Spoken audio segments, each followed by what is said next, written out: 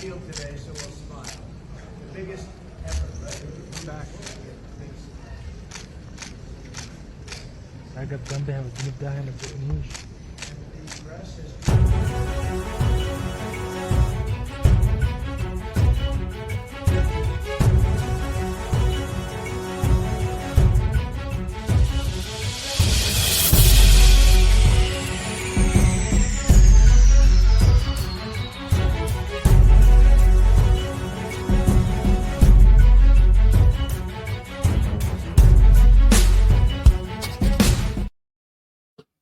Trump lo hizo posible.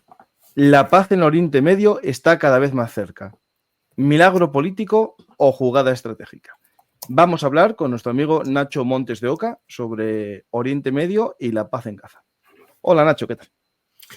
¿Cómo andás? Como siempre, un enorme Ahí vamos. gracias por la invitación. ¿Este mundo loco que nos ha tocado vivir o este mundo convulso, no? Hicimos hace tiempo un programa que se llamaba Este Mundo Loco y yo siempre uso mucho la expresión un mundo convulso y justo es el título de mi libro que va a salir en breve, Nacho. No sé si tendrás la suerte que te llegue a Argentina el libro, pero está allí. Pero si no se comprará en Amazon, pero se tiene que leer. Léanlo, es una obligación. Obligación de todo belungartero. Pues Nacho, vamos a hablar sobre Oriente Medio, no solamente sobre Gaza. Gaza es, digamos, la primera casilla, ¿no?, del tablero geopolítico en Oriente Medio. Un escenario de paz que a lo mejor hace un mes nos parecía lejano, ¿no? Yo creo que estamos muy lejos de la paz. Creo que la paz viene cuando se define como ausencia de conflicto.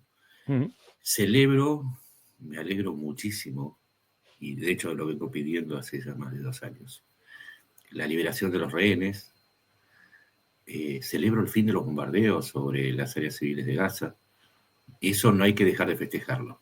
Creo que es de buena persona festejarlo. Ahora, si la paz es la ausencia de conflicto y el conflicto no fue resuelto, entonces lo que creo es que se logra una tregua.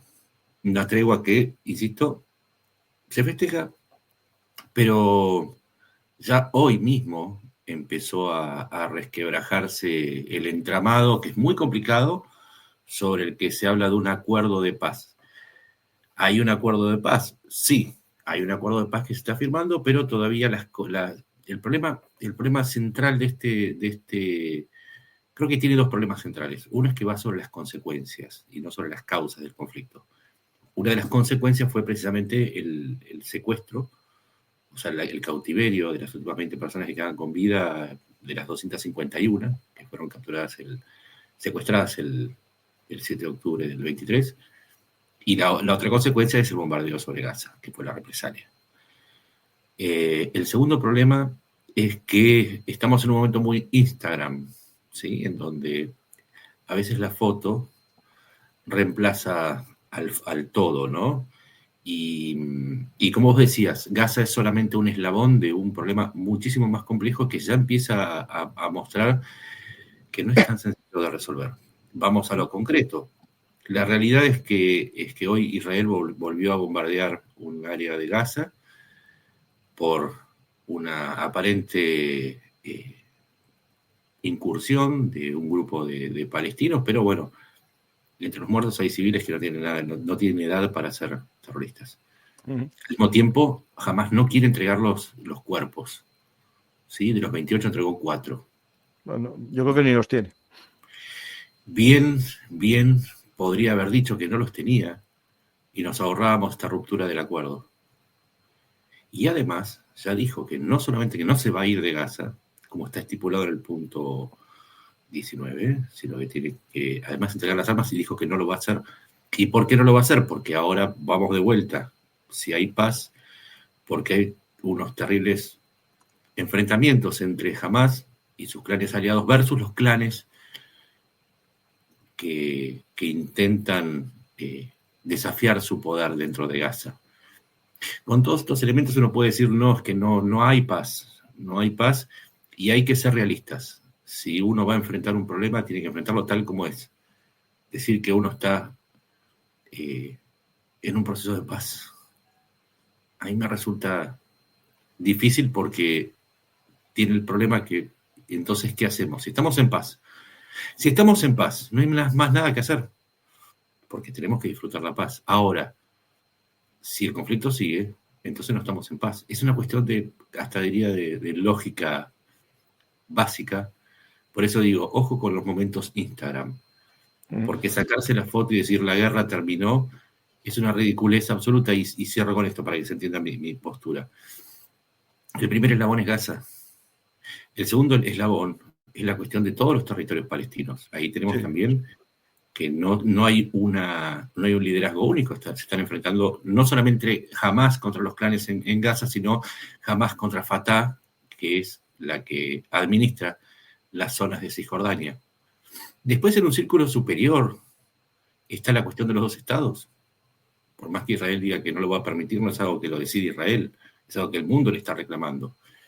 En una tercera cuestión está la lucha cultural entre Israel, que representa a Occidente, y el resto del mundo del Islam, que lo rodea en gran parte.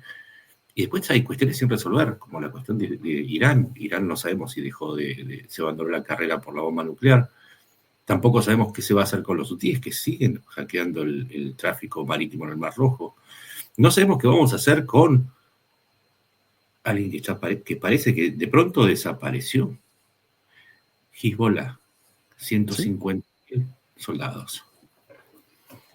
No, Hezbollah es verdad que de pronto, después de los bombardeos, se oyó de aquella propuesta en el Parlamento libanés de desarmar a Hezbollah, y se habló algo más después, pero ya no se sabe nada más. No sabemos si tiene ejército, si está en camino de desaparecer. Por eso el mundo Instagram es una cosa, y otra cosa es cuando uno tiene fuentes que les van diciendo, mira, es que todos los días hay enfrentamientos entre Israel y Hezbollah. De hecho hay bombardeos casi a diario, enfrentamiento entre las fuerzas del nuevo ejército sirio de Al-Sharra y los de Hezbollah en la frontera con el Líbano. Entre las fuerzas del Líbano y las de Hezbollah hay una tensión permanente. Entonces, insisto con lo que decía, hay cosas me parece válido y necesario, hasta es relajante poder festejar algo después de tanta tragedia. Pero me parece que, y en esto voy a ser muy categórico, me parece que el culto al líder de Trump, que hay sobre Trump, a veces nos hace olvidar que el mundo es infinitamente mayor que lo que haga Trump. Trump puede decir la guerra se terminó, pero es lo que dice un presidente ocasional del país más poderoso del mundo. La guerra no se terminó. Estamos lejísimos. Y otra cosa, Trump, ¿en serio estamos diciendo que fue Trump? Acá surgió nuevos actores, sin los cuales, porque este es el segundo proceso de paz que intenta Trump. El primero fue el de enero, a poco de asumir, cuando dijo, o largan los rehenes antes de que yo asuma, o se va a desatar el infierno sobre ustedes. ¿Qué le faltó a ese proceso que empezó el 16 de enero y terminó el 18 de marzo con la ruptura de la tregua?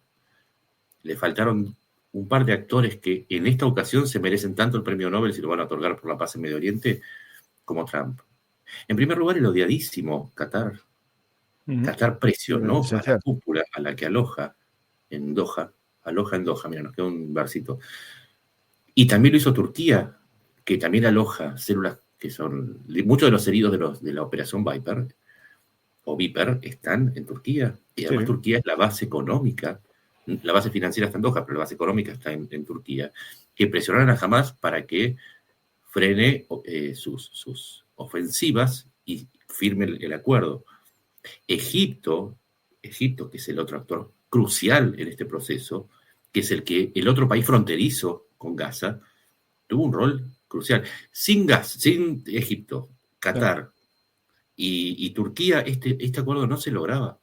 Por eso digo, yo metodológicamente lo que hago es bajarle siempre el precio a Trump, porque hay una sobreoferta. No, él ya se pone el precio. Pero en el caso de Qatar, ¿no? y Turquía, yo creo que es esencial, ¿no? Que ambos ya no creen en Hamas como un agente válido, ¿no? en esa zona. Yo creo que está como, digamos, ahí, ¿cómo se dice esto ya?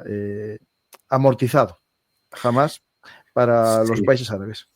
A ver, los países árabes hay que Y tener... bueno, y turco, porque Turquía no se hay de nuevo, porque de nuevo, si no, viste, es Trump, pero no, nos perdemos de la riqueza del análisis.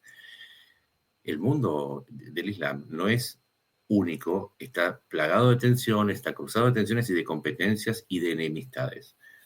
Para que jamás pudiera ser obligado a firmar, de la misma manera que Estados Unidos le obligó a Israel a firmar, digámoslo también, ¿no?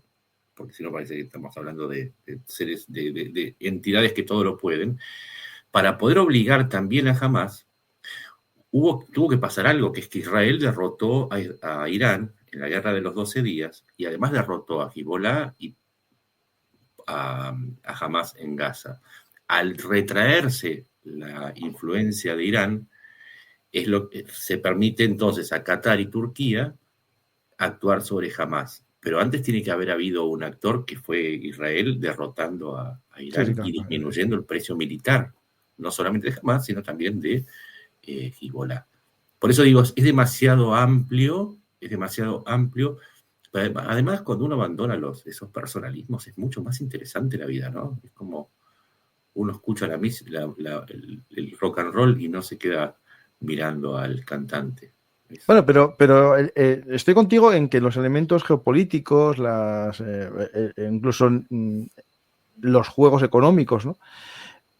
Pero a veces las personas también influyen en la historia. Es decir, pero tiene muchísimo mérito, ¿no? Es que yo no le quito mérito. No, pero no digo él, sino personas que marcan, ¿no? Un momento. Yo creo que... No, absolutamente, son los que marcan para bien o para mal, cambia la historia. Sí, marcan el rumbo, pero a su vez están condicionados, o sea, tienen una serie de condicionantes, porque...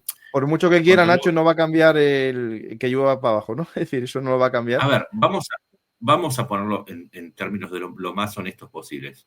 Tanto vos como yo intentamos analizar y ofrecer un producto informativo lo más rico y nutritivo posible en términos de conocimientos.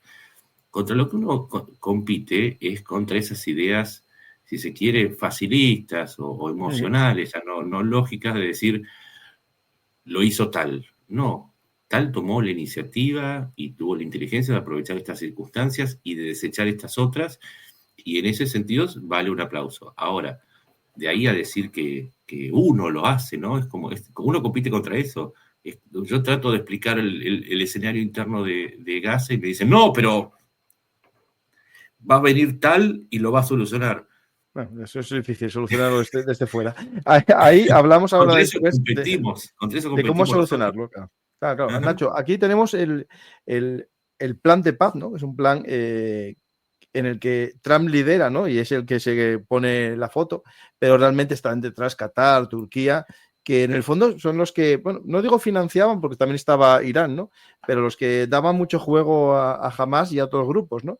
En los países árabes, y Turquía añadido, ¿no? Como un extra, ¿no?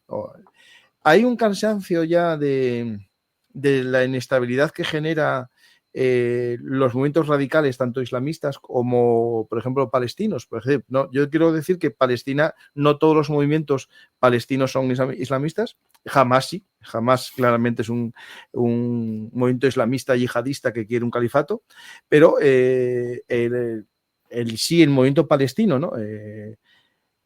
Que quiera lograr el territorio completo, ¿no? Genera cierta inestabilidad en la zona, ¿no? Y a lo mejor están cansados ya muchos países. Ahí se cruzan muchas cosas.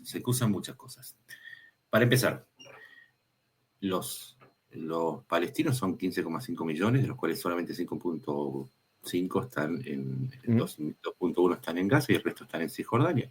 Y todo lo otro están. Hay 1.2 millones en Israel, hay 600.000 en Siria, 600.000 en el Líbano, 500.000 en Siria, hay 400.000 algunas fuentes dicen 400.000, otras hablan de 480.000 en Arabia Saudita, 300.000 en Kuwait, 90.000 en Egipto y otros tantos en Emiratos Árabes Unidos, y puedo seguir haciendo la lista. ¿Cuál es el problema de todo esto? Es que el problema de qué hacer con los palestinos es común a todo el mundo árabe. Sí. Entonces ahí no es solamente una cuestión de altruismo, no es solamente una cuestión de solidaridad musulmana, porque ni siquiera es una solidaridad étnica. Los árabes son una cosa, los palestinos son otra. Es una cuestión de que son un factor de inestabilidad. Ni hablar para Jordania con 3 millones de palestinos. Claro. Sí, sí. Entonces, somos un factor de inestabilidad en el sentido que no todos son, a ver, y esto es otra estupidez, es igual que el antisemitismo, no todos los palestinos son terroristas. Si todos los palestinos son terroristas, entonces vas a detener a Nayib Bukele, el presidente de El Salvador, que es palestino. Solamente porque, digo, para ver hasta qué punto llega la estupidez de que no existe palestino que no apoye. Digo, Nayib Bukele apoya a Israel claramente, sí, y es palestino. Al igual que hay muchos palestinos que apoyan a Israel dentro de Israel. Es más, participan en las Fuerzas Armadas. En el ejército, sí. Entonces, primero abandonemos, digo, pues si vas a quejarte del antisemitismo y vas a ser antipalestino, entonces no te voy a tomar muy en serio. El otro problema que tienen que generan los palestinos es que justamente sin apoyar la sola actividad económica en las zonas donde hay palestinos, hay grupos que nutren económicamente o logísticamente a los grupos más radicalizados, y esto es común a los palestinos, es común al mundo árabe en general, pero también sucede con los armenios que aportan a sus Fuerzas Armadas y los azeríes que aportan a sus Fuerzas Armadas, con impuestos o con donaciones, o los croatas cuando fue la guerra de Croacia para librarse de los serbios. Esto es una realidad. La otra cuestión es que ese factor de inestabilidad afecta a los mercados. Cada vez que empieza un conflicto en Medio Oriente y tiende a esparcirse, tenemos el problema el problema económico. Pero además los flujos económicos, por ejemplo, Israel quiere integrarse al mundo, a la zona a través de los pactos de Abraham, pero si no se resuelve la cuestión de los palestinos, no se va a integrar, con lo cual hay un lucro cesante gigantesco para los países árabes y para Israel. Hay un montón de otras cuestiones. También, y esto es muy importante que se entienda, Israel hoy es una potencia hegemónica. Los países árabes encontraron en este pedido para la cuestión de los dos estados, que le den a los palestinos un estado, un modo de condicionar a Israel también. Es decirle, mira, vos, es cierto, tenés el mejor ejército de la región, no tenemos, ni siquiera juntándonos todos, no tenemos forma de enfrentarte. Ahora, ¿qué tenemos nosotros? Tenemos dos cosas. Primero, somos más y por lo tanto tenemos un peso político mucho mayor que el tuyo, que lo tienen, por una cuestión de la sumatoria de economías y mercados y población y una cuestión geográfica. Pero además nosotros tenemos algo que vos no tenés. Y acá entran los Emiratos. Dinero, cordilleras de dinero, océanos de dinero. Y acá entramos en la cuestión de ¿qué hicieron los países que apoyan a los palestinos? Están buscando una fórmula a través de Gaza, ¿sí? Y de la cuestión de los dos estados, para condicionar, y si se quiere poner un límite a Israel. ¿Es lícito? Es absolutamente lícito. ¿Por qué? Porque sienten que están ante un país que, después del ataque de Doha, ¿sí? Y esto quedó claro, tiene la capacidad para decidir militarmente lo que quiera. Además, tiene una autonomía inmensa de Estados Unidos, hasta que Estados Unidos le dijo, no ataques nunca más a Qatar y cortas la ofensiva. Vale, y firmaron un acuerdo también, ya con un tratado de defensa mucho más amplio que el hecho de tener bases. Y están entrenando a pilotos catarís en Estados Unidos ahora mismo. Claro. Vos fíjate ese dato que acabas de dar. La base de Mountain Home en Idaho. Suena una película del oeste, ¿no? Película. Israel no tiene una base similar. Ningún país, excepto Singapur, tiene una base similar, que es una base permanente de entrenamiento. Entonces, el lugar que está ocupando Qatar, en el corazón de Trump, no digo en el corazón porque yo creo que es muy emocional la política exterior de Trump, no digo en el cerebro, ahí no sé, eso no está en venta. Pero fíjate vos que pasamos en cuestión de un año de un concepto que era que Estados Unidos siempre va a ser el principal aliado de Israel, a otra idea en donde sabemos que hoy, al menos en la administración Trump, comparte sus prioridades y las reparte entre Israel y Qatar. El solo hecho de haberle dicho a Israel que no vuelva a atacar a Qatar y firmar un acuerdo similar al artículo 5 de la OTAN con Qatar, ahí te da una pauta. Y con esto vamos directamente al otro tema de lo que vale el dinero de Qatar. Recordemos que Qatar es el que gastó 1.8 billones de dólares en las universidades de Estados Unidos, que después se transformaron en los movimientos pro-palestinos, que después Trump condenó e incluso atacó legislativamente, pero ese es el mismo Qatar que le prometió 1.2 billones de dólares de inversiones, que le regaló un avión que vale entre 480 y 600 millones de Nacho, dólares. ¿puede dejar de dar dinero a las universidades Claro, estadounidenses para mover el WOC también? Claro. claro, es que Porque ahí aquí, Nacho, el heredero actual está cambiando un poco la orientación tradicional, ¿no? De su padre, que era que se apoyaba en los hermanos musulmanes y ahora en la actualidad, bueno, puede que quiera acercarse a Estados Unidos y dicen por ahí, yo no lo tengo confirmado, no sé si tú lo vistes, que habían despedido a directivos de Al Jazeera también. Es que justamente el Al-Thani se maneja mucho mejor en las aguas occidentales, se entiende mucho algo que es crucial para entender lo que está pasando en Medio Oriente, que es la ambigüedad. Es el poder decir, yo voy a alojar a la cúpula de Hamas, no la considero terrorista, pero dejen de hacer terrorismo en Gaza. En la contradicción está la definición más perfecta de lo que es Qatar, y que es una definición, esa contradicción, que se vuelve tolerable, por lo menos para muchos comunicadores, por la enorme cantidad de dinero que tiene Qatar, que no solamente es dinero físico o etéreo, por decirlo de alguna manera. Invirtió en una enorme cantidad de medios de comunicación, invierte en campañas en influencers, ¿querés ganarte un pasaje de Qatar Airlines y conocer Doha? Si te gusta, Vamos. no hay problema. Qué bueno es Qatar, qué bueno es Qatar, qué bueno es Qatar. Claro, vení. Ahora, en los próximos 3 años, ni se te ocurra decir lo que estoy diciendo yo ahora. Claro.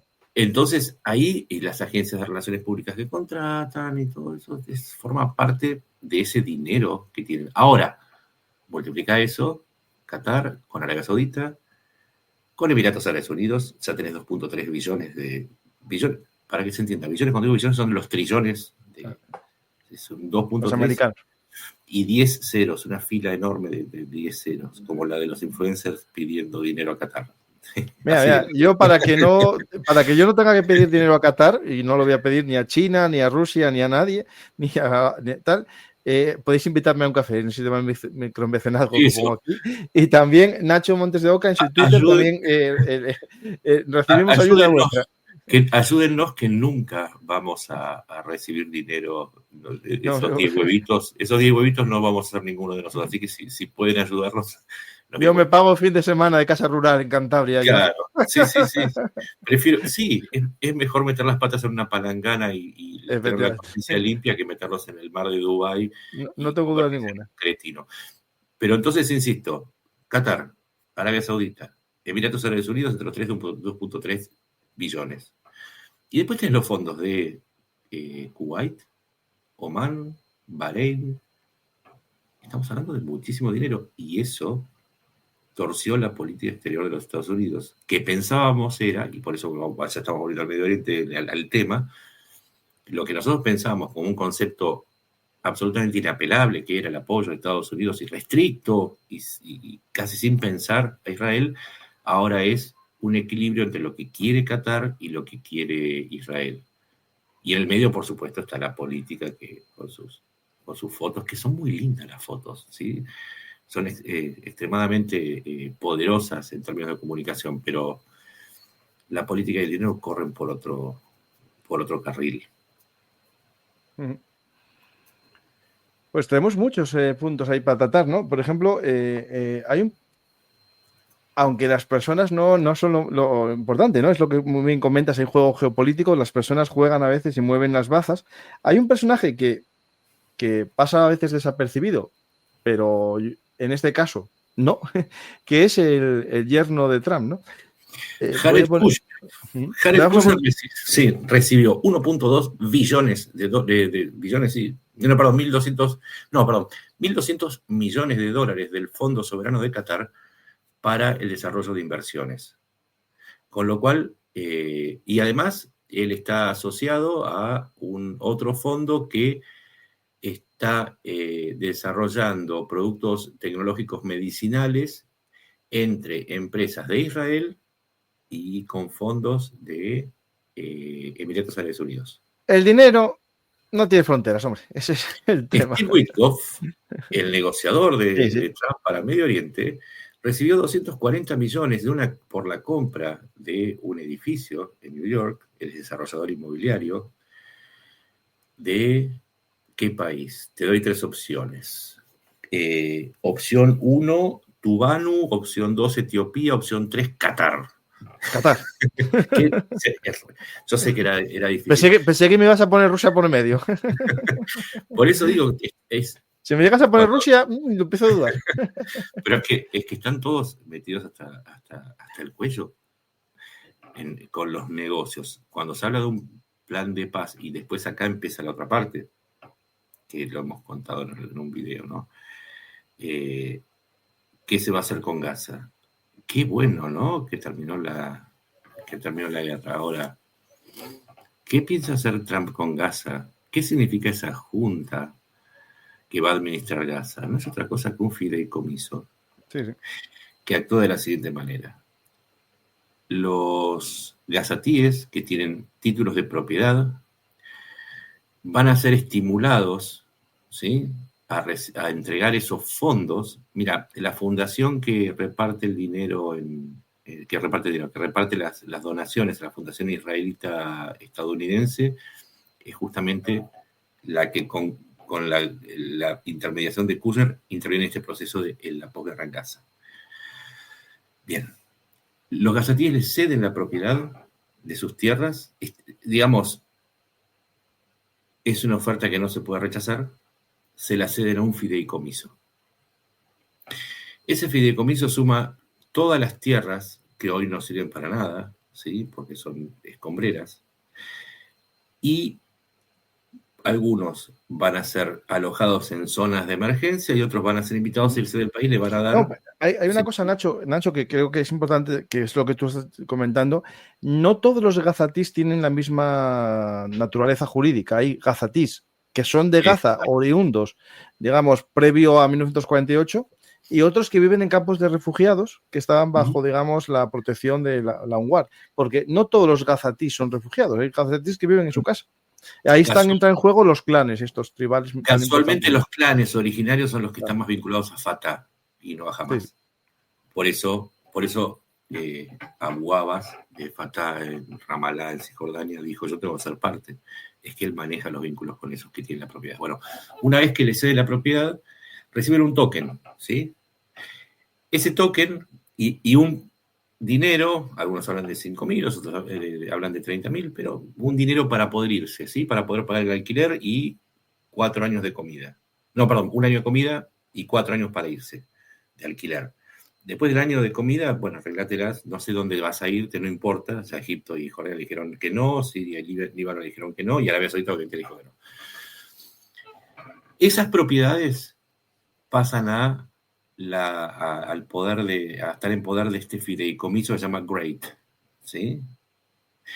El GREAT, después, con fondos de Arabia Saudita y de Emiratos Árabes Unidos, no de Qatar hasta en el primer momento, ahora sí le ofrecen a Qatar, con una inversión de algo así como 160.000 millones de dólares, proceden a la reconstrucción de Gaza. Una vez que se empiezan a construir los departamentos, se les dan 30 metros cuadrados por gazatí que regresa, ¿sí?, en estos edificios, pero llegado ese momento, Gaza ya está convertida en algo que sería un país gobernado por una corporación o un fideicomiso. O sea, no existe más Gaza. Es más, no tiene nombre. El nombre de Gaza se va a llamar Portal de Abraham. No es New Gaza. No es New Gaza. Es como la película, estas películas distópicas, ¿no?, donde un país o una ciudad es administrada o gobernada por una corporación. Bueno, eso es lo que quieren hacer con Gaza. Ahora, el detalle. ¿Ustedes se acuerdan que... Pero todos, o sea, Qatar, Dubái... Claro, todos, todos. El fideicomiso vos comprás una parte de la inversión. Claro. Es un fondo común, le dicen fideicomiso por la forma jurídica, pero bueno. Sí. Todos serían dueños, menos los palestinos.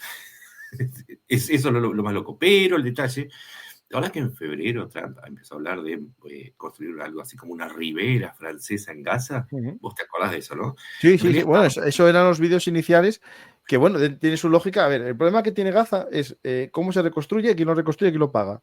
Y claro, después, ¿qué hay ahí, no? Es decir, si vuelve a haber otra Gaza como la anterior o otra cosa. por eso digo ojo con el Instagram. En realidad, Trump estaba copiando los conceptos de este plan que le presentó la Fundación Tony Blair para el cuidado climático, tiene un nombre Sí, seguro. sí, sí, fue Tony Blair, sí, sí, sí. Fueron esos los que lo Eran desarrollaron. 21 puntos, no 20. De Tony Blair. Lo que hace Trump es decir, se me ocurrió una idea, no se te ocurrió nada, campeón, te la estás robando, pero no importa. Ahora, ¿con qué lo convencen a Trump? Y juro que no estoy inventando, yo no tengo nada en contra de Trump, excepto que el caso Epstein, que como padre me resulta un límite, ¿sí? Y el uso del dorado me parece una grosería, pero no importa. No, Sacando eso, lo del dorado es influencia rusa. Eso es sí, eso sacando eso, pero trato de ser lo más objetivo posible. ¿Por qué Trump compra este plan? Porque si uno va a los planos de la futura Gaza, pues estamos hablando de Gaza, en toda la parte de la costa, más la parte central de Gaza, es asignada, y están los puntos ahí, al grupo Trump para que desarrolle hoteles y casinos. Es decir, que Trump va a ser uno de los principales inversores en este fideicomiso, socio de todos los países sunitas, socio de parte de los israelíes que desarrollan este proyecto, y los palestinos, me dirás, van a ser unos muy buenos empleados, pero no sí. de una tierra que les pertenezca. Por Bueno, eso habrá, sí, a ver, las élites, sí, yo creo que los clanes, los jefes de los clanes los tendrán. Si no, no. lo que pasa es que ya no van a tener la propiedad de la tierra. Ahí hay una cosa que yo creo que hay mucha gente que comete el error de no adentrarse en la cultura de los lugares, ¿sí? Los clanes están vinculados a la posesión de la tierra. Por eso es el problema en Cisjordania. Bueno, los clanes los que sean de origen tipo beduino, no están Los beduinos importantes. Claro. no. Y los que son Pero, refugiados, los pobres no tienen tierra desde hace 70 claro, años. por eso lo que vos marcabas, la disputa entre los clanes originarios y los clanes nuevos de refugiados, ¿sí? Entonces, sin tierra, los clanes no tienen sentido, se disgregan, porque es la ligación con la tierra. Por eso hay que entender también, comprender todas las culturas.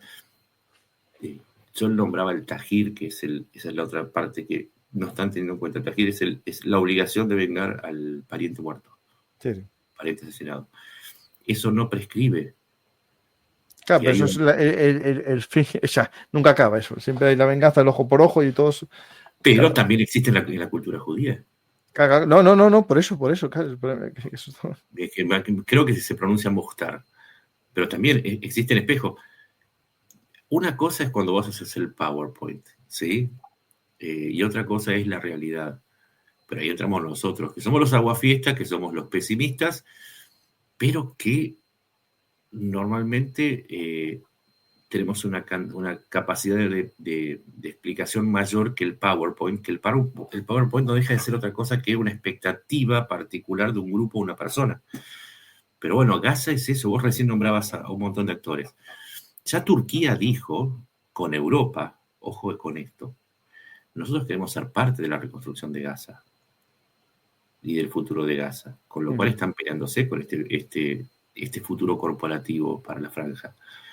Con lo cual hay muchísimo tramo por recorrer. Porque si Turquía dice que no, es no. Es como, en ese caso es como Israel. Bueno, es que él controla mucho a los hermanos musulmanes. Tiene un poder. A los hermanos musulmanes, a Siria, tiene cada vez más presencia en el Líbano.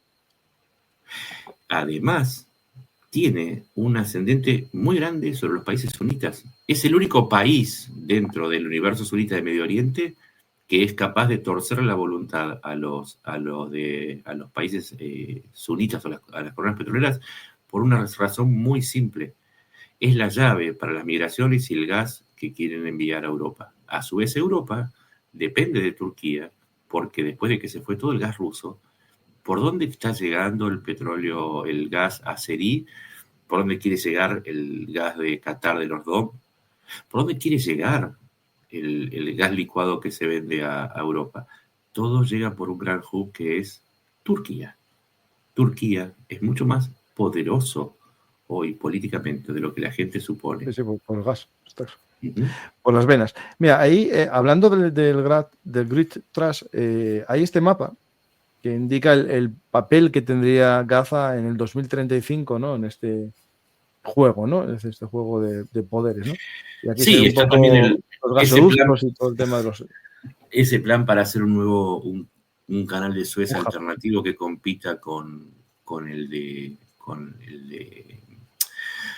que pasa, por ejemplo, Suez. por el canal de Suez. Ah, y sí, y lo que vos decías, ahí quieren construir un hub, un puerto logístico que abastezca a Europa, pero que necesariamente tiene que pasar por dos lugares, o pasa por Israel o pasa por Egipto. Sí, sí. Y Egipto dijo, pero ¿por qué querés construir un hub petrolero en Gaza que vas a dominar vos? Si es justamente lo que yo quiero hacer desde el fin de los tiempos, desde que expropié el canal de Suez. O sea, ¿qué crees que esté de acuerdo con que vos me instales una competencia? Por eso digo, hay que ver, ¿no? Siempre el juego de intereses que hay detrás antes de decir que va a funcionar o no. Yo, la verdad, no tengo ojalá supiese lo que va a pasar en el futuro. Yo solamente No, digo, eso no sabe nadie, sí, ni ellos. ojo, sí, ojo, yo te puedo decir dónde está la grieta. En todo caso, nosotros funcionamos como eso, es decir, acá están las grietas. Ojo con eso, porque no todo es tan liso y brillante como parece. Insisto, en el PowerPoint todo se ve bárbaro, ¿no? Sí, no, y aparte ahora mismo que jamás no tiene los rehenes, la posibilidad de que se vuelva a reactivar, si por algo jamás empiece a incumplir, Trump ve que no se están riendo de él, la posibilidad de que vuelva a haber una reactivación, y esta vez sin miramientos, va a ser muy grande. Mira, ahí te voy a poner otra cosa de lo bueno que es entender las diferencias culturales. Para nosotros, sin dudas, Hamás es, más que nada después del 7 de octubre, quien discuta que Hamás es un grupo terrorista y es para poner el gorrito, el conito en la cabeza y mandarlo al rincón. No puedes decir que no es terrorista. Ahora bien, eso es para nosotros. Para una enorme parte del mundo musulmán, Hamás es un partido político con un ala militar. Sí. Militar, como Hezbollah, igual. Claro, no descalifica su ala política, es decir, Hamás va a seguir existiendo porque tiene un santuario ahora protegido inclusive por Estados Unidos en Qatar, porque está protegido inclusive por los acuerdos de defensa mutua de la OTAN en Turquía, porque está presente en Cisjordania, en Siria y en el Líbano, y porque para muchos representa a una parte de los palestinos, por lo menos a la parte, si se quiere, más yihadista o más vinculada a lo religioso. Decir que se va a terminar con Hamás, por ahora yo no veo cómo se les ocurre hacer. Además, cuando se muere Haniyeh, uno se muere, en realidad no se muere, cuando lo mata Israel en Teherán, los cálculos de la fortuna solamente de la que manejaba Haniyeh era de $6.500 millones. ¿Sabes todo lo que puedes construir con tanto dinero? Ese no era dinero de Haniyeh, eso era dinero de Hamás. ¿Sabes todo lo que falta para terminar con la amenaza de Hamás, con la de Hezbollah, con la de la yihad islámica?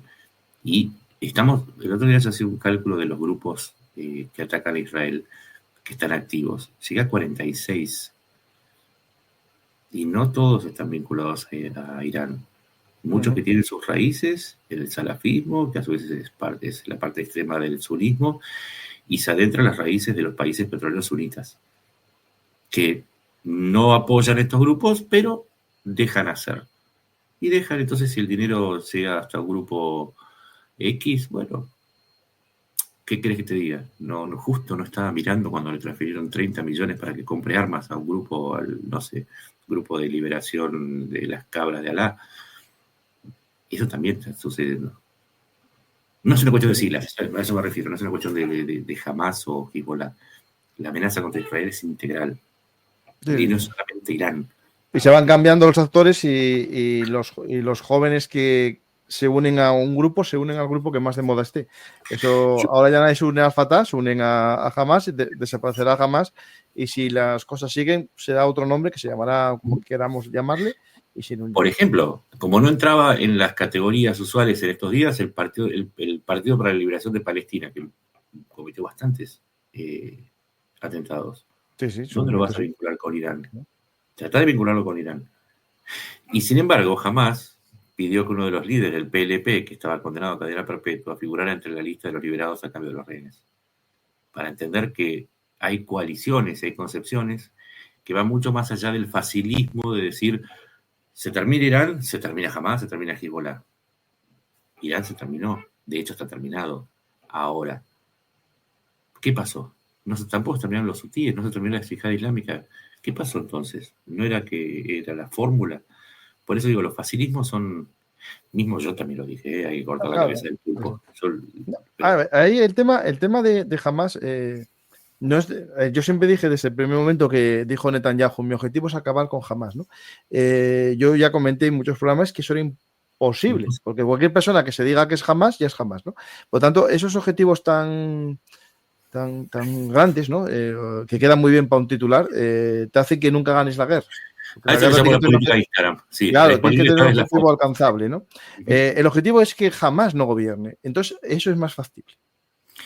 Pero, claro, o que jamás no sea nadie en Gaza, o no tenga un papel, vale, puedes hacerlo más o menos.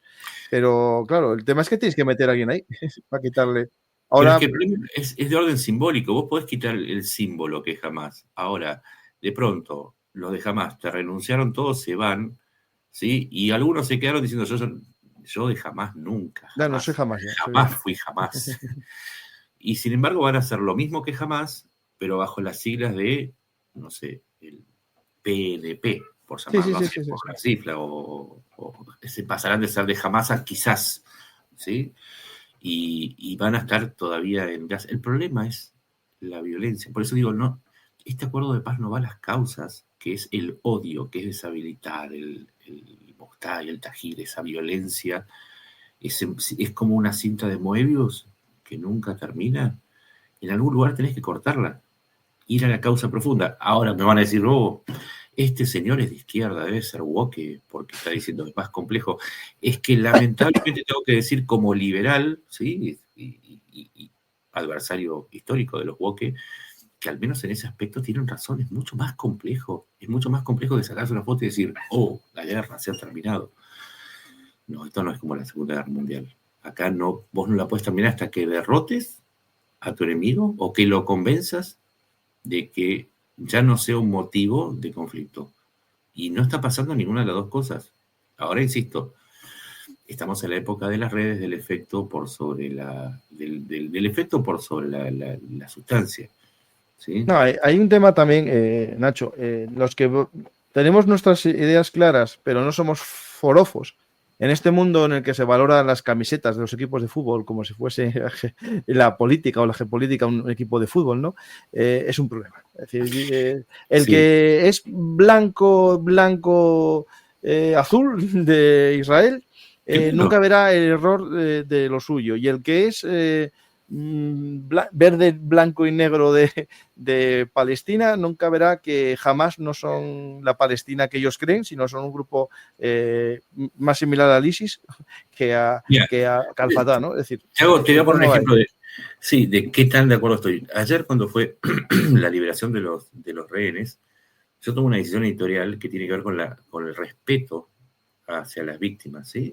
A todas las víctimas.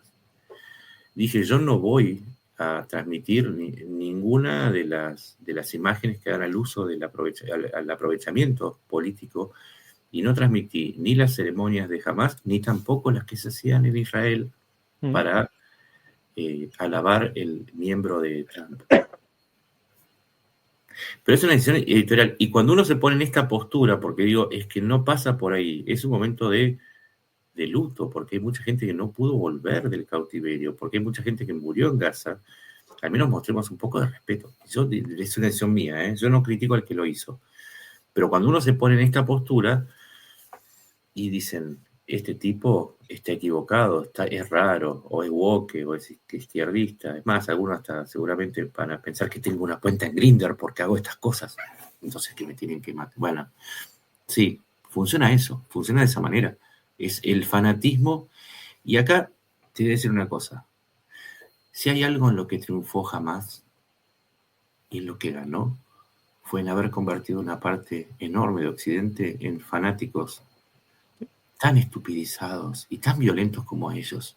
Sí, eso es, sin duda, eso lo consiguieron muy bien, lo hicieron muy bien. El objetivo, ahí, Nacho, yo creo que tenían dos objetivos, que es lo que tenemos que entender, ¿no? ¿Por qué empezó todo? El primero era acabar con los acuerdos de Abraham, que son lo que ahora se intenta reconstruir, y el segundo, revivir la causa palestina, que estaba un poco pasada de moda. Y lo voy a decir así, en que es verdad, nadie habla de ella, es decir, nadie habla de ella, y ellos consiguieron que se hablase de ella. Sí, desde el 7 de octubre, un total de 15 países se sumaron al reconocimiento del Estado palestino, entre ellos nada más ni nada menos que Reino Unido, Francia, Canadá. España primero, estamos muy contentos con nuestro presidente con ello. España, Bélgica, Irlanda, Noruega. No estamos hablando de poco. Y antes, no. Los pactos los acuerdos de Abraham, la cuestión de los estados no figuraba. Pero, en noviembre del 2023, es decir, un mes después del ataque de Hamás a Israel, Arabia Saudita puso como condición no negociable que si se retomaban, ahí fue que clausuró los acuerdos de Abraham hasta nuevo aviso, y dijo, y si se vuelve a negociar, se va a negociar ahora con la cuestión de los dos estados incorporada como una condición no negociable. Entonces, sí, si Hamás quería eso, pero aparte, insisto, si Hamás nos quería llenar de odio, ganó. Quiero avisarle a todos aquellos que piden o que creen que hay que matar a todos los palestinos o hay que echarlos. Quiero avisarles que Hamás está habitando en sus cabecitas locas que se creen justicieras. Ahora son iguales que los de Hamás, pidiendo la desaparición del otro. En mi caso yo prefiero mantenerme con la cabeza sana porque creo que Hamás es un grupo terrorista y no le doy ingreso ni a mi cabeza ni a mi corazón, nada. Es una declaración de principios que quería hacer. Pues el problema es que al final los fanatismos, ¿no?, nos llevan a todo el mundo a ser fanático en estas cajas de resonancia que son las redes sociales y todo esto. ¿Sí? Es el problema que hay. Es que sí, es que justamente, y ahí entra otra cuestión que no tiene que ver con Medio Oriente, que son los algoritmos que juegan a que nos quedemos mucho más tiempo en las redes, porque haciéndonos enojar, porque claro, me tengo que quedar a contestarle a este tipo que dice esto. Uno tiene que entender que los algoritmos nos están llevando a convertirnos en seres irascibles, pero también a veces a través de los memes o a través de un comentario que parece... El meme funciona mejor que un vídeo de estos de una hora, te lo digo yo. Es lo a legitimar lo que en otros momentos consideraríamos monstruosidades. Sí. Yo nunca aceptaría que alguien, no me importa quién, diga que en esta guerra no hay combatientes para incluir a niños, mujeres y ancianos entre las víctimas. Eso lo hacía Hamás y muchos lo están haciendo del lado contrario. Sí. Justificando lo mismo. Por eso les digo, les ganó Hamás, a ustedes les ganó Hamás.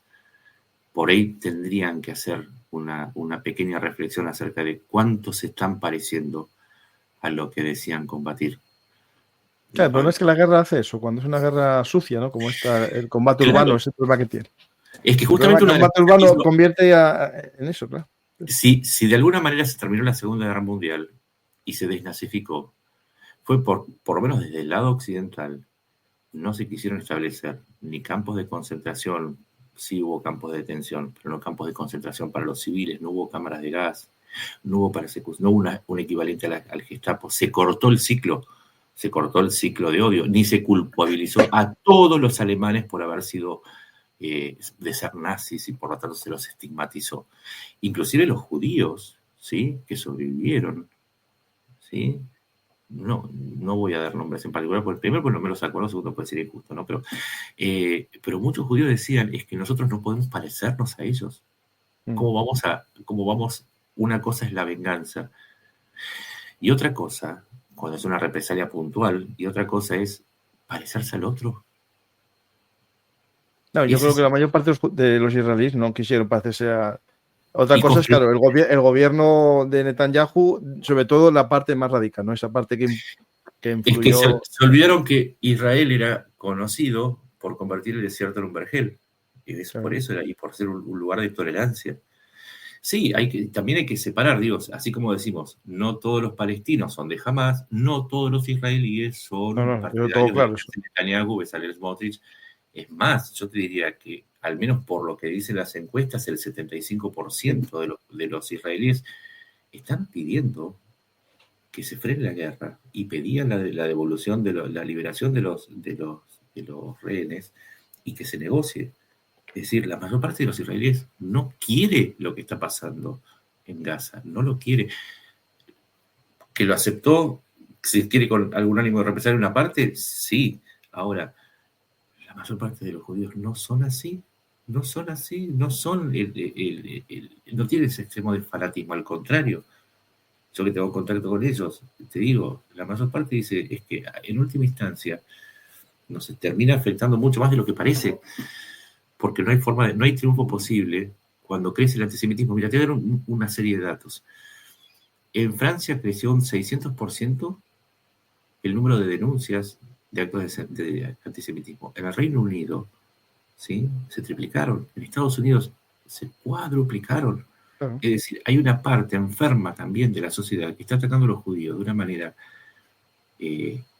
espantosa. De nuevo, ¿no? Con lo mismo del otro lado. No, el problema que tenemos aquí es que el antisemitismo está ahí. Es una especie de virus, ¿no?, que está ahí metido, sí, y se activa cuando hay cierta debilidad en el ambiente, ¿no? Esto es lo del... Bueno, los judíos tienen una expresión que ellos son como el canario en la jaula, ¿no? Es decir, cuando mete el canario, siempre que hay un problema, digamos, social, un momento de cambio, aparece este antisemitismo como un aviso del mundo convulso que nos toca vivir. Es decir, va a haber además, de parte de gente que dice defender a la causa palestina, que es mentira, lo usan como excusa para su antisemitismo, porque si realmente te preocuparan la situación de los pueblos oprimidos que no tienen tierra, yo nunca te vi bien frente a la embajada por ejemplo, de Irán o de Siria o de Irak pidiendo por los kurdos, ni te vi en Rusia pidiendo por los cosacos, en la embajada de Rusia pidiendo por los cosacos, o si te interesa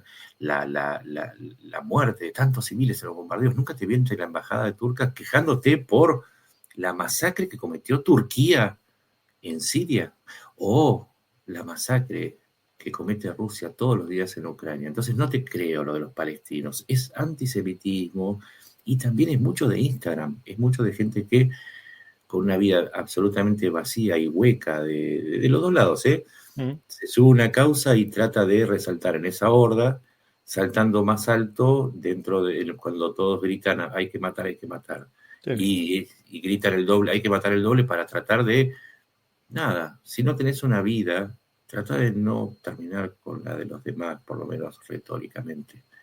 Comprate una mascota. No, el problema es que empezar retóricamente al final lleva también a lo otro, a física. Es que la retórica habilita el camino de la violencia. Al final, cuando deshumanizas al contrario, quitas la capacidad que tiene el ser humano de empatía en las redes sociales, pues ya no viene el otro y ya... Y porque la naturaliza, y porque naturaliza cosas que antes eran tabú. Entonces las legitima, digo, por ejemplo... A mí me parece tremendo cómo vaciaron de cristianos Medio Oriente. La vaciaron, o sea, no quedan casi comunidades cristianas en la mayor parte de los países de Medio Oriente. Ahora bien, ¿está mal eso? Está horriblemente mal, porque estamos hablando de comunidades que tenían literalmente 1000 años. Y habían persistido a la expansión del Islam sin problema ninguno. Es decir, bueno, problemas los que tuvieron en su momento, pero que desaparecieron más en el siglo XX y XXI que en el resto de la historia. Perfecto. Ahora vos pedís que los musulmanes salgan de tu país cristiano. ¿En qué te diferencias de aquellos que, por eso hablamos de la retórica, a veces es peligrosa? Porque es complicado, es muy complicado todo eso. Es complicadísimo, pero nosotros que no estamos en el lugar, digo, hay una responsabilidad. Estar en las redes también implica una responsabilidad, que es poner el cerebro en movimiento, poner el cerebro en funcionamiento antes que los dedos o la lengua en movimiento. Sí. Porque, insisto con que ganó Hamas, ganó Hezbollah, ganó Irán. ¿Sabes por qué? Porque de tanto criticar a los caníbales, nos comimos al caníbal. Y ahora ya no tenemos nada que decir contra los caníbales. No, pero ya no hay caníbal. Se la comieron. Claro.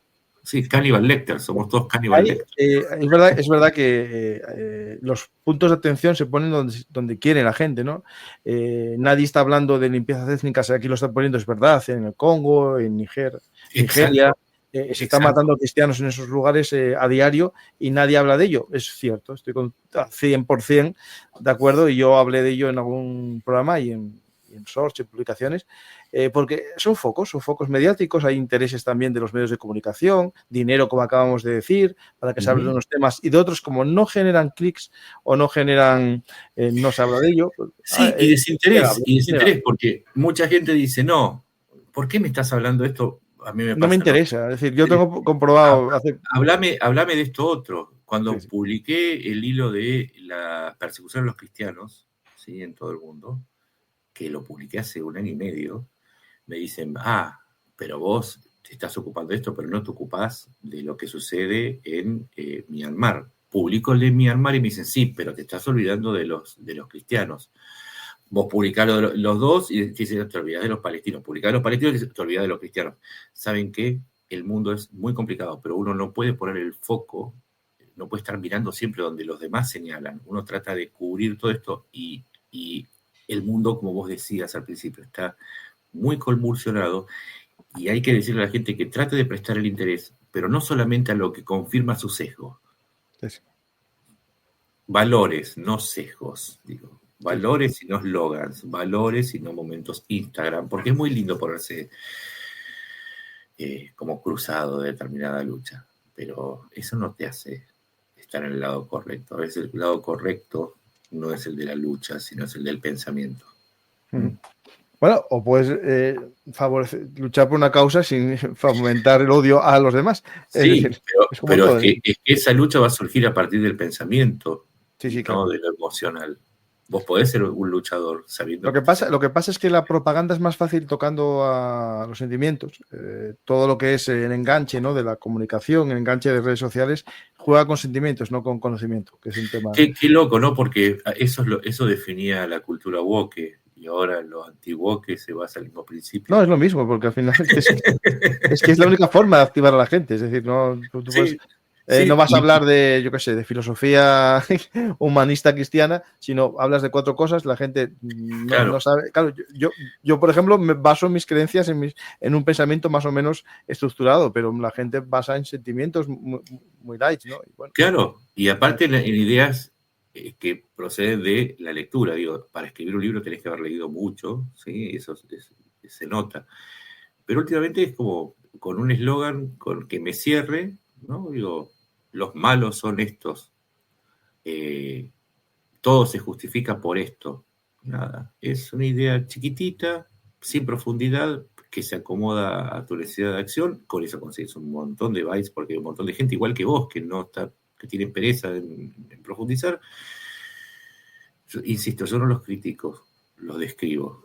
Pero les digo, yo no estoy en ese lado. El mundo es mucho más fascinante, ¿no, Francisco? Es fascinante como para quedarse en la pereza de no profundizar.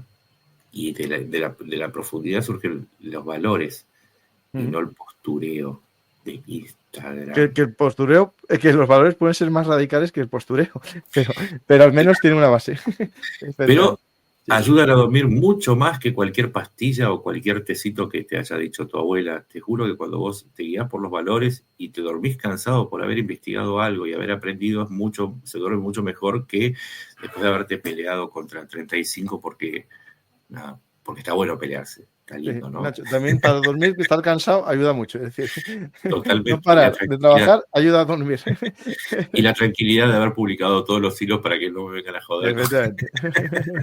que llegue uno que no leyó en su vida nada, y cometiendo faltas de ortografía se ponga insultante. Claro. Bueno, sí, es lo que hay. Sí, totalmente. Y no faltas de ortografía por el rata de tocar el teclado, sino que se notan claramente cuáles son. Es que a mí se me nota mucho en la dislexia, que tengo que confesar que a veces yo me leo y digo, Dios mío, que sos tan bruto que no podés escribir en el mismo párrafo, o repito la misma palabra, o meto dislexia a full. Pero eso es otra cosa. Yo también. Parezco el Yoda. Cuando parezco el Yoda es porque llevo más de 10 o 12 horas trabajando, inclusive 15. Pero bueno, tampoco me voy a quejar porque me encanta lo que hago. Igual que a vos. Sí. Aunque no tengamos tiempo para nada. Para la vida que tienen los demás. Claro. Pues vamos a ver qué preguntas tenemos aquí de la gente y vamos a ver si hay preguntas interesantes. ¿Y la Unión Europea o los países europeos dónde quedan con todo esto que deberían hacer? Bueno, ahí atrás en la foto, alguno. La Unión Europea es el segundo socio comercial de Israel. El tercero es China. Mm. Entonces, Europa también tiene un rol para cumplir. De hecho, los intercambios comerciales de Europa con los países del Medio Oriente están por encima de los intercambios comerciales de Estados Unidos. Estados Unidos puede que le venda más armas, si se quiere, pero Estados Unidos es el principal productor de petróleo. ¿A quién creen que les venden, además de China, los países petroleros? Particularmente a Europa. O sea, ahí hay un interés enorme. Segundo interés, necesitan romper esa alianza entre Estados Unidos e Israel, o por lo menos equilibrarla, y los países que compiten con Qatar, particularmente Arabia Saudita y Emiratos Árabes Unidos, necesitan quebrar también o equilibrar esa alianza entre Qatar y Estados Unidos. Por eso es que Arabia Saudita fue con Francia a organizar la conferencia que se hizo antes de la Asamblea General de la ONU el mes pasado, y esa conferencia que organizaron los franceses y los sauditas tenía que ver con la cuestión de los dos estados. Hay una alianza, de hecho, entre Europa y países de Medio Oriente que mucha gente le baja el precio porque, de nuevo, ¿no? Esto que hablábamos antes, ¿no? Estados Unidos, Trump, bueno, vigor, masculinidad; Europa, decadencia, flacidez, impotencia. Europa no está muerta. Hay mucha gente que la da por muerta o por decadente, pero bueno, sigue siendo. Es más, es la segunda economía del mundo ahora. Sumada. Sí. Y tecnológicamente sigue teniendo un rol. Cuando vemos el mundo de los microchips, Europa no tiene competencia en lo que es la fabricación de máquinas para hacer microchips. Sí, y los procesos litográficos de precisión, mientras que Estados Unidos tiene la cantidad, pero también ojo que Europa consume una cantidad muy importante de chips y que compite con los Estados Unidos. Estados Unidos tiene el software y Corea del Sur y Taiwán principalmente tienen los procesos de producción. Europa es un actor confuso, polémico, porque tenés que ponerte de acuerdo entre 27 o entre 33. No, y después les gusta mucho regular también, eso es usted. Sí, pero ahora le salió el gran competidor, Estados Unidos. ¿Acaso los aranceles no son una mega regulación sobre el proceso de producción o sobre el proceso de formación de precios?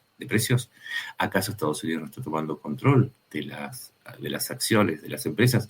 Se les vino el adversario regulador. Vamos a ver quién termina regulando, que hasta ahora inclusive quieren regular el derecho de expresión, cosa que en Europa ni siquiera están cerca de hacerlo. Así que también Estados Unidos está avanzando en un populismo regulador sin que nadie se dé cuenta. Pero bueno, algunos sí lo estamos mirando. Ojo con eso. A ver, eso en mi libro trato el tema un poco del camino hacia las dictaduras, que es un camino que gusta a mucha gente, ¿no? Porque incluso hay una admiración, eso sería para hablarlo otro día, porque da a mucho tema esto, ¿no? Pues vamos a ver qué preguntas tenemos por aquí, ¿vale? Aparte de esta.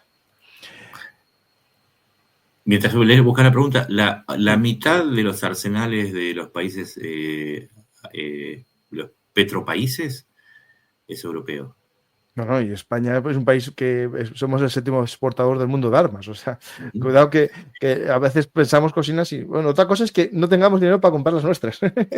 Claro. Pero no, hay un león muy fuerte, hay otro león muy fuerte, y Europa vendría a ser un montón de lobos que vos, si los tenés los agarras de a uno, quizás no parezcan tan grandes, pero en manada son temibles. Yo te puedo decir que son temibles, tan temibles como Estados Unidos, China o Rusia. Ya pueden, bueno, España acaba de sacar un misil ahora muy baratín, que va a estar, digamos, a precio, digamos, precio de guerra esta moderna de drones cada día. Pues España está sacando un misil que voy a investigar sobre él, lo acaban de publicar hoy. Por tanto, ¿ves? Todo es el querer, porque el poder se puede. Otra cosa es que los gobiernos europeos no quieran, pero ahora que quieren, se está viendo que podemos, es decir, esto es importante. Y que, es que en ese poder, y ver si quieren, quizás cambien las condiciones en la balanza estratégica de, Sí. de los polos de poder y Europa encuentra un modo de resurgir. No lo sabemos, pero no vendan las acciones de Europa. No, yo creo que la industria mucha tendría que volver la estratégica aquí a Europa. ¿Sabes la polémica esta de las tierras raras? Que ya hace un mes y medio yo publiqué que había miedo, no miedo, sino una realidad, que estaban llegando tarde las entregas de ciertas materias a empresas europeas y estadounidenses, y antes de ayer Trump lo dijo, que había una carta, eso no sé exactamente esa carta, si la vio él, es una carta real o no, pero que China amenaza con que va a entregar menos materias críticas a los países le impuso una regulación mediante la cual ellos van a someten un proceso de autorización político a la entrega de determinadas tierras, no solamente las que producen, sino no solamente las que ellos extraen, no, las que refinan, las que producen, que es el 93% de todas las tierras raras del mundo. ¿Y dónde hay tierras raras? Justamente tenés en Noruega, tenés en Ucrania, tenés en Groenlandia, que es parte de Dinamarca, tenés un montón de... Y en países en donde tiene en España tenemos unas mayores reservas de litio del mundo y no la vamos a sacar porque cuatro personas, igual que en Asturias, una de oro. Bueno, es un tema muy complejo y hay que ver si está detrás de todo esto. Es un actor dentro del juego y además está presente en países en donde Estados Unidos está retirando. Por ejemplo, en Chile. En Chile o en Argentina hay empresas que son europeas y que están explotando y que las de Estados Unidos no vienen porque están obligadas a volver a su país a invertir en su propio país. Todo es un juego enorme y súper complejo. Es más complejo, diría un woke. Pero porque quiere ser complejo. Si no quiere ser complejo, deja de serlo. Aquí hablan de un nuevo arma, que es para que vean también la modernidad, ¿no? Porque muchas veces solo vemos las modernidades chinas, porque hay cierta moda, ¿no? De que China es lo más moderno. Estados Unidos está sacando este helicóptero dronotizado, que es el Hawk de toda vida de transporte, el Black Hawk convertido en dron, porta vehículos o porta de infantería, pero sin pilotos. Es decir, esto mirá cómo cambió la guerra de Ucrania a todo el mundo. Todo eso se cambió. Todo. La automatización, muchos miraban a China con fascinación. De nuevo lo que hablábamos antes, ojo, que la automatización depende de la carrera tecnológica, de ver quién la gana, ¿sí? China tiene los materiales y Occidente tiene la tecnología, ¿sí? Estos avances, como vos decís, ese es el otro preconcepto, de que China ya ganó la carrera tecnológica porque tiene la producción en masa, es cierto. Tiene una producción industrial que supera, que es casi el doble que la de Estados Unidos. Sí. Pero ojo, que cantidad no es calidad. Y ahora Estados Unidos se ha puesto las pilas, al igual que Europa, y empieza a aprender de lo que pasó en la guerra de Ucrania, ¿sí? Recordemos que, por ejemplo, el desarrollo de drones de Ucrania ahora es imitado por casi todos los países, no solamente drones FPV, sino drones de largo alcance. La lucha contra los drones, hoy toma como ejemplo a Ucrania, no a Rusia, porque Rusia tiene un método más caro que parar los drones con refinerías, y eso no es viable. Pero sí entienden que Ucrania es la que mejor sabe defenderse. Esto que estamos viendo es Estados Unidos también reacciona, pero además hay otra cosa, ojo, Francisco. Estados Unidos reconoce que puede haber una guerra. Eso está claro. Es decir, en el horizonte cercano hay una guerra. En el 2027 hay muchos que hablan de lo de Taiwán. Yo espero que se confundan. Por eso decía, ojo con el Instagram, con los acuerdos de paz en un mundo que está avanzando aceleradamente hacia una guerra global, que no necesariamente va a ser una guerra, la tercera guerra mundial, como todo el mundo dice, sino que puede expresarse como la que pasó después de la Segunda Guerra Mundial, que son una serie de conflictos. De guerras frías, guerras regionales, conectadas de alguna manera entre ellas. Sí. Y eso es que el mundo reconoce que los acuerdos de paz... No, nos vamos a ver. Yo creo que el mundo basado en las leyes o basado en los acuerdos no tiene fuerza y se va a ir al mundo basado en la fuerza, ¿no? Lo que dice Trump, la paz a través de la fuerza. Por Hay un desgracia. instituto alemán que va midiendo que está midiendo los conflictos, no me acuerdo el nombre, pero después si quieren paso el link. Desde el año 2022, a raíz de que no hubo una respuesta categórica contra Rusia al invadir Ucrania, se activaron 38 conflictos. 38 conflictos entre países o vinculados a la territorialidad, tanto sea fronteras como al segregacionismo. 38. Y la otra cosa que está pasando, y que es muy bueno lo que pasó en el Cairo, es que por un tiempo, por esas cosas de esa tontería de que no, que la conspiración del gobierno mundial se atacó al multilateralismo. Mm. ¿Sí? Esa idea era subsidiaria del apoyo a lo que hacía Putin, es decir, bueno, los organismos multilaterales no existen, cada uno que se arregle con lo que pueda y que gane el más fuerte. Pero, por esto que decíamos de Qatar, Egipto y Turquía ayudando a Estados Unidos, lo que se recuperó en este acuerdo es el multilateralismo, es decir, el reconocimiento de que de alguna manera se tiene que buscar una salida cooperativa, que la ley de la selva es una estupidez, porque lo que estén poniendo con estos conflictos que se empiezan a reanudar, visto a partir de este helicóptero, este dron helicóptero, es que el mundo se está volviendo extremadamente violento y ya no hay un sistema multilateral, porque justamente los que no querían ser controlados lo desprestigiaron. Y fue un error desprestigiar. Está bien, la OMS hizo una estupidez enorme en la pandemia, pero eso no deshabilita que tenga que existir un organismo multilateral Sí, sí, sí. que dé recomendaciones o por lo menos que ayude a maximizar los esfuerzos. Estamos volviendo de esa tontería de que lo multilateral, porque hay una enorme conspiración de reptilianos que quieren manejarnos a través de la Agenda 2030 y que nos metieron grafeno en las venas y nos manejan por Wi-Fi. No, ya está. Eso ya está. Es tan tonto como lo woke. ¿Sí? Es tan tonto como lo woke. Lo multilateral se necesita, como se necesitó para desalojar a Saddam Hussein de Kuwait, como se necesitó para resolver el conflicto de la ex Yugoslavia y tantos otros conflictos. Y si no se resuelven, bueno, habrá que mejorar el instrumento y el mecanismo.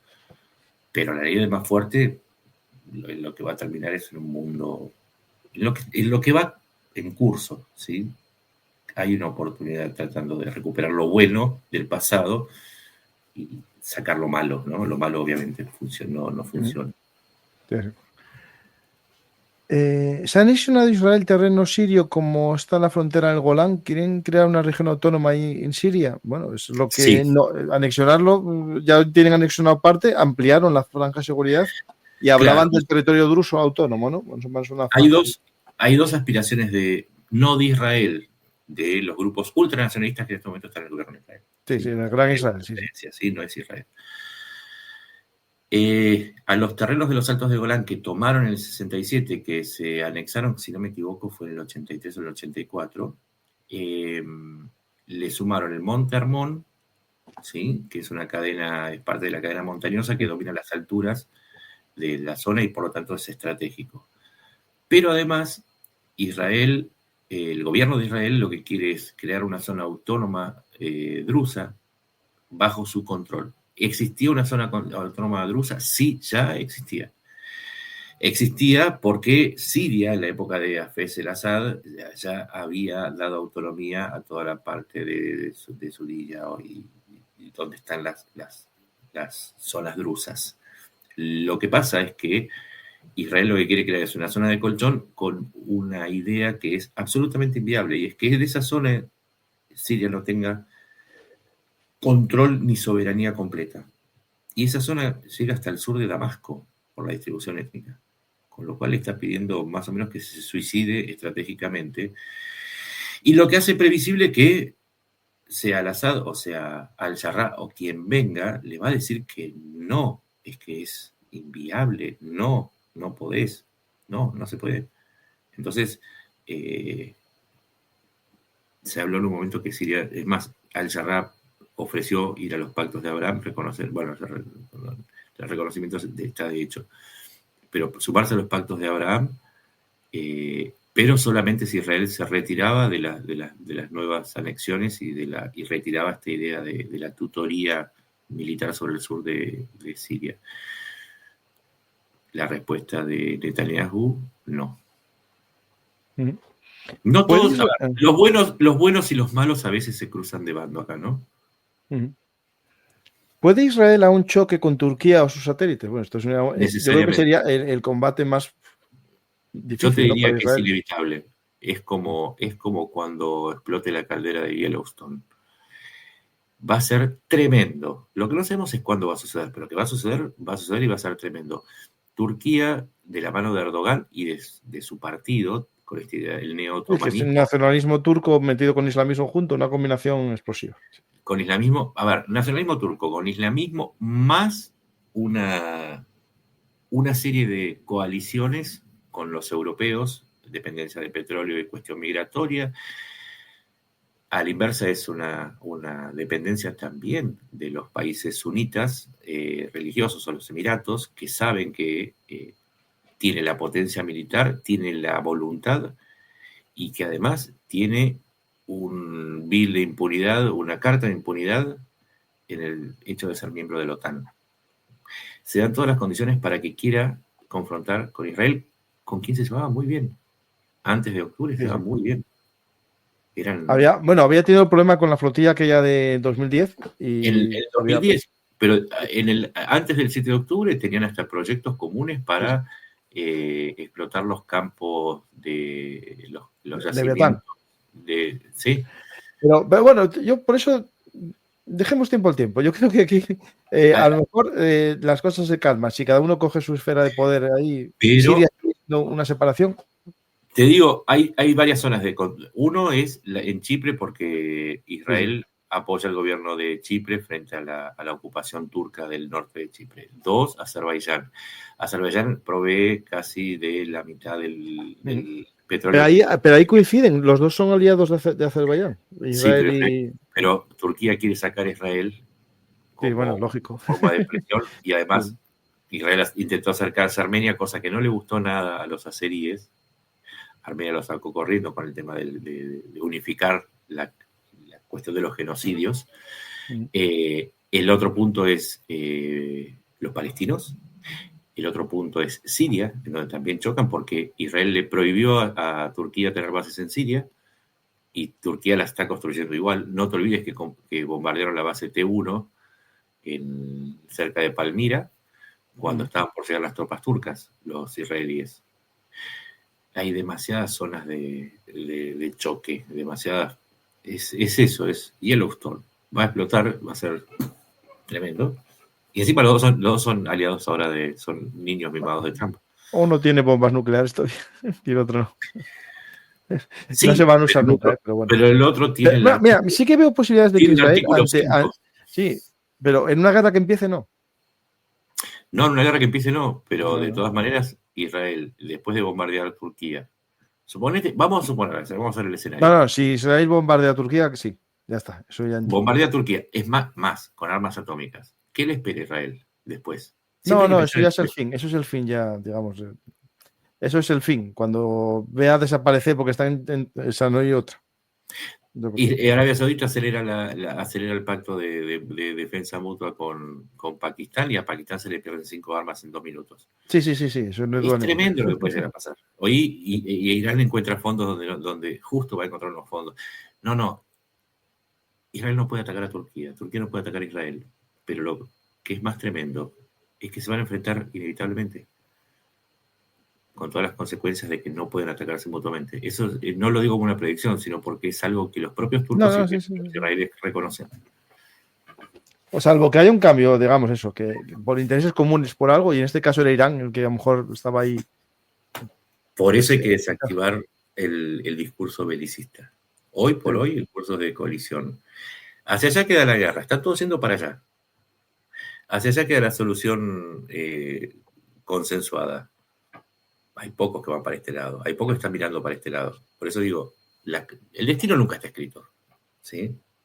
Más en Medio Oriente. A ver, aquí en este acuerdo de paz, bueno, la participación de Turquía fue importante, por lo tanto, esperemos que esto les una, a ver cuánto dura el matrimonio.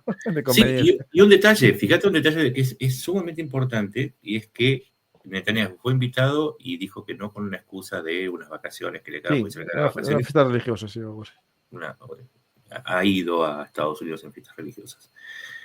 Pero sí fue Abu Abbas, representante de la Autoridad Nacional Palestina, y fue visto con Trump. Ojo con esos detalles, porque esos son los detalles que a veces marcan. Es más, Sí, sí. si Abu Abbas pertenece a una entidad que no reconoce a Israel, y Israel es una entidad que no estuvo, entonces han quedado los dos en cierto pie de equilibrio, o sea, en una situación de equilibrio frente a esta conferencia de paz. A mí me parece un poco, a lo mejor, error, ¿no? En este caso. Es muy posible que en la letra no escrita del acuerdo de alto el fuego Netanyahu haya pedido el apoyo de Trump a su amnistía judicial. Bueno, lo dijo Trump en Sí, el Parlamento israelí, de que, bueno, sería bueno que indultasen aquí a Netanyahu, pero lo que no sé si es para que deje la carrera política y esté indultado o para que siga con el indulto. O sea, además del factor personal, desde el punto de vista analítico, lo que hay es que este acuerdo de paz está enhebrado una serie de cuestiones que incluyen un acuerdo con Netanyahu para que lo obedezcan en la medida que sea posible. Si vos sacás al factor Netanyahu del acuerdo, entonces te enfrentás a algo que es un imponderable. No sabes quién viene detrás. Puede venir Smotrich o puede venir Yair ¿cómo se llama? Yair Lapid, que es más de centro izquierda. Pero vos no sabés qué puede llegar a pasar ahí. Entonces lo que prefiere Trump, que aparte es su amigo, ¿sí? que lo ha alabado de todas las maneras posibles, lo prefiere a Netanyahu. Y además, no olvidemos los negocios. Es mucho más fácil hacer negocios con alguien conocido que por alguien por conocer. Cuando dije que las empresas, hay muchas empresas de Israel invirtiendo en Estados Unidos, esto tiene que ver también con un ambiente de negocios que crearon Netanyahu y Trump. Así que por eso lo prefiere. ¿Con quién va a negociar si no? Con tanta previsibilidad. No digo comodidad, porque últimamente es muy incómodo para Trump, Netanyahu, porque anda muy caprichoso, con razón, ¿no? Porque Netanyahu tiene que pensar en su propio país, no en agradarle a Trump. Pero mejor caprichoso conocido que caprichoso por conocer. Aquí un seguidor tuyo, Daniel Romero, dice: no tengo una pregunta, pero sí quiero felicitar a Francisco por este excelente programa con tremendo invitado. Grande, Nacho. Siempre que pasa algo en el mundo, voy a Twitter a ver qué posteaste. Es cierto, yo también lo hago. Yo lo que voy a decir es que acá hay una trampa. Yo los leo a todos ustedes para saber dónde está el interés. Eso se trata de la empatía. No, muchas veces no escribo lo que yo quiero solamente. Sí, no lo que te pregunten. Sí. Sino que escribo. Y es más, muchas veces tengo muchos seguidores, pero leo a mis seguidores y veo los comentarios para tratar de entender qué es lo que quieren, qué es lo que piensan y qué es lo que sienten. Digo porque me siento igual que ustedes. No. El secreto es la empatía siempre. Evidente.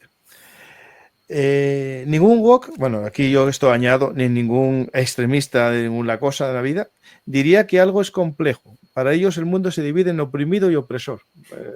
Bueno, es un simplismo muy simple, pero es así. Es decir, es que esos son los pares. Es una herencia de la división materialista histórica, ¿no? Yo diría que no es medieval, es infantil. ¿Sí? Maniqueo de niño pequeño, sí. Claro, el niño pequeño, sobre todo cuando está en la etapa, se queda fijado en la etapa, las cosas grandes, no perciben el mundo como un otro, sino como una extensión de sí mismos, ¿sí? Pero no solamente los woke, también los grupos que están más a la derecha en el conservadurismo no entienden que la gente tiene deseos propios y también tienden, como los woke, a pensar que los demás tienen que obedecer sencillamente porque ellos quieren que eso sea aplicado porque es lo correcto. No se diferencia mucho un conservador de un estalinista, en términos de que lo correcto lo decido yo. Yo soy conservador, pero no obligo a los demás a ser conservador. Entonces estás más cerca del liberalismo, que es... No, yo soy liberal. No, yo para ese concepto lo soy. Ni los para mi vida no, pero para la vida común sí. Es que esa es por eso la teoría de la herradura, ¿no? Que en el medio estamos los que decimos, mira, mientras no molestes a los demás, ¿querés decir que sos un perro? ¿Querés decir que querés hacer una vida cercana a los preceptos de Cristo, de Mahoma, de Buda o de Taylor Swift? No es problema mío. O sea, hacelo que se te cante. Mientras no lastimes a los demás, hacelo. Tu libertad es tan sagrada para mí como la mía propia. Los woke, a los que combatiré, pero ¿saben qué? Yo les voy a dar un secreto. Para detectar a un fanático, usan el humor. Los fanatismos no toleran el humor. La única forma de humor que toleran es la burla. Ahora, háganlos reír, y si no se ríen, es como una tira reactiva. ¿Se acuerdan con el COVID que les en el hisopado? Sí, Bueno, sí, sí. háganlos reír. Si no se ríen y se indignan, están ante un fanático. Igual el proceso es mucho más divertido que el hisopado, que se acuerdan que se lo metían y le daban arcada. Bueno, hacerlos reír es mucho más divertido, sí, y más efectivo. En el momento te das cuenta, no tenés que esperar al resultado. Ríanse, traten de reírse. Yo lo hago muy a menudo, intento siempre. El mundo está tremendo como para encima aunque el vivir mundo amargado. no ayude, hay que reírse, eso en todo momento. Y además es un lindo gimnasio mental. Si están estudiando o están leyendo, traten de aflojar riéndose, van a darse cuenta. No, espera, voy a explicar esto de liberal conservador. Yo soy conservador yo como persona, mi vida, pero Sí. como persona que inspiraba en los valores humanos cristianos, un buen cristiano, creo en la libertad del ser humano.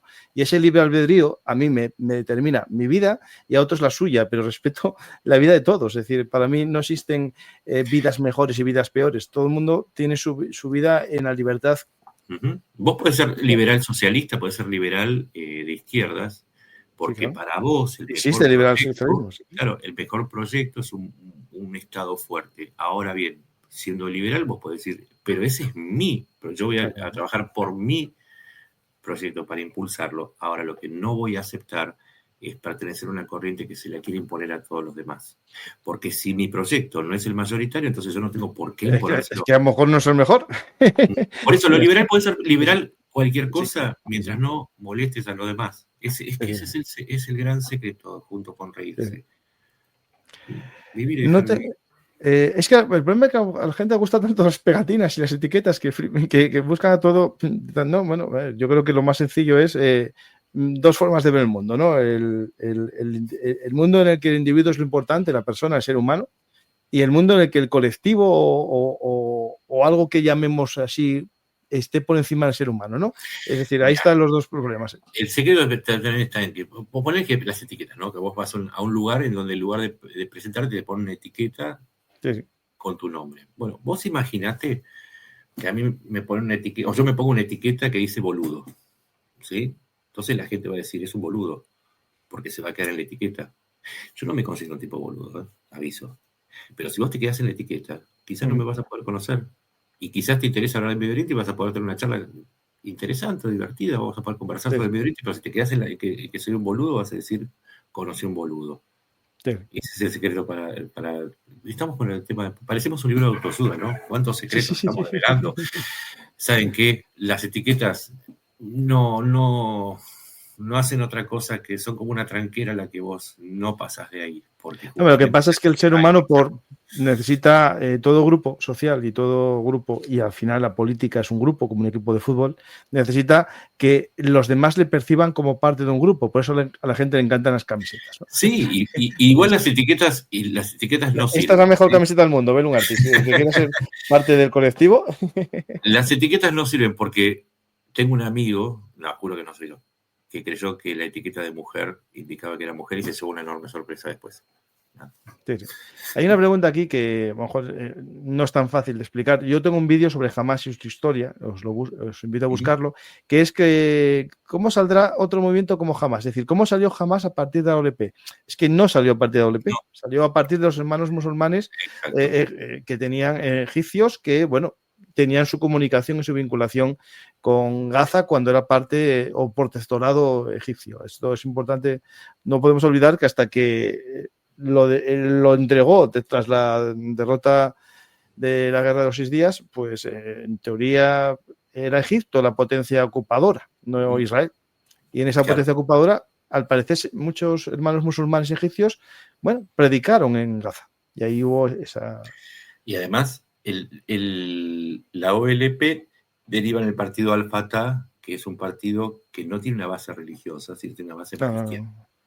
Pues estaban vinculados al bloque soviético y además si justamente esa base no religiosa es lo que lo distingue de Hamás, que sí tiene una base más religiosa, por eso la hermandad musulmana o los hermanos musulmanes son, si se quiere, la evolución lógica que lleva a Hamás y que se enfrenta en el 2006 en las elecciones, en Gaza, en donde gana Hamás y no puede compartir el poder con el Fatah, precisamente porque su base ideológica es absoluta y completamente antagónica.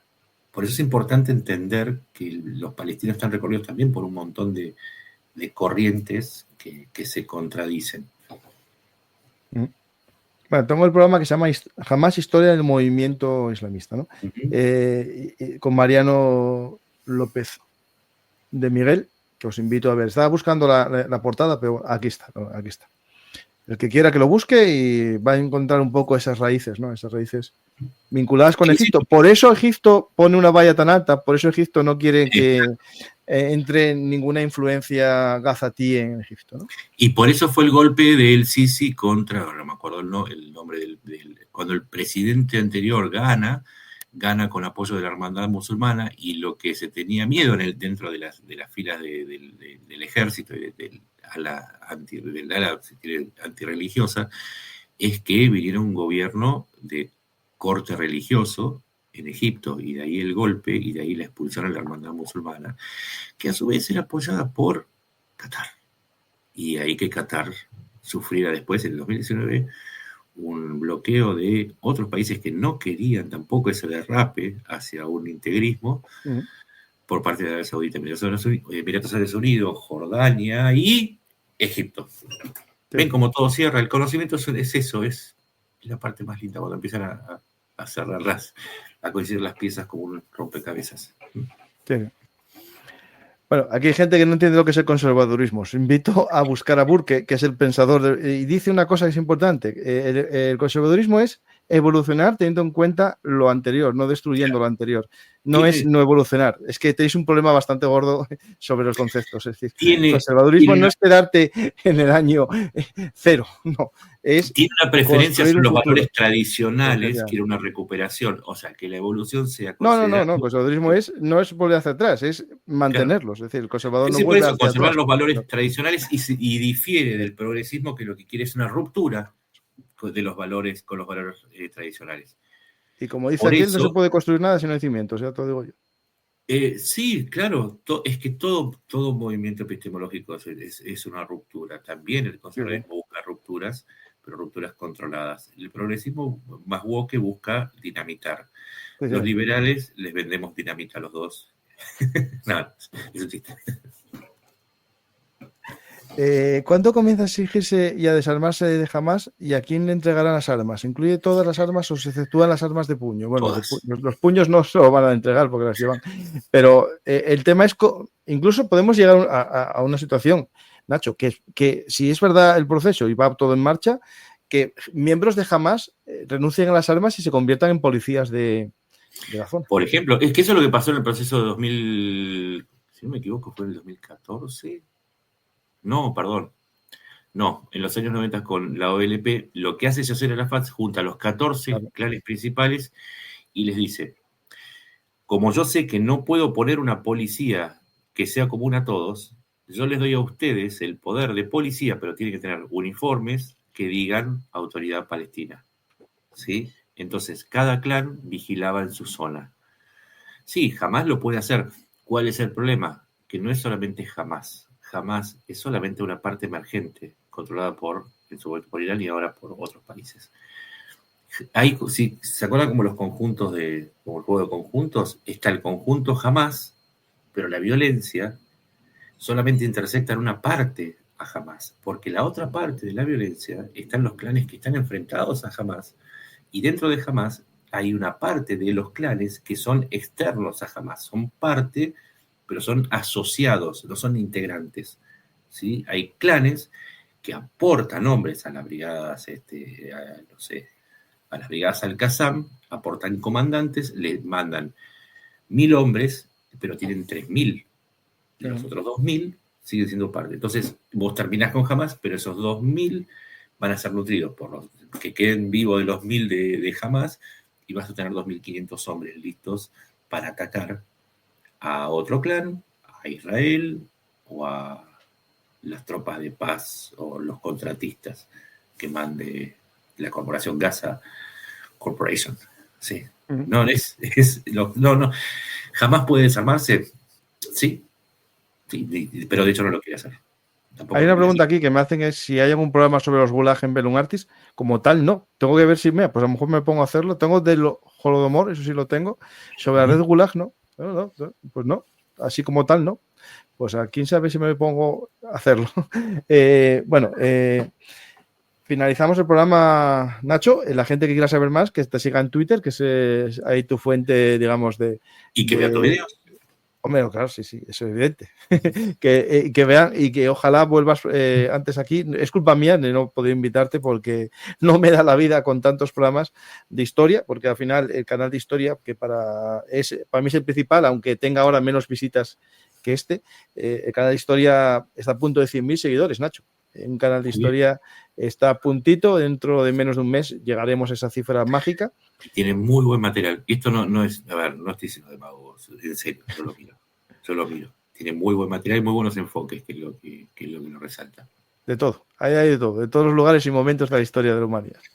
Pues Nacho, muchas gracias. Espero que puedas sacar tiempo para que vuelvas aquí a hablar de actualidad, pero no solamente de esta actualidad que nos va atacando, sino de conexiones, ¿no? Porque al final es importante conectar la historia y la actualidad, como haces tú y como hago yo también, que es importante, ¿no? Entender el presente, ¿no? Es comprender el futuro que nos viene encima.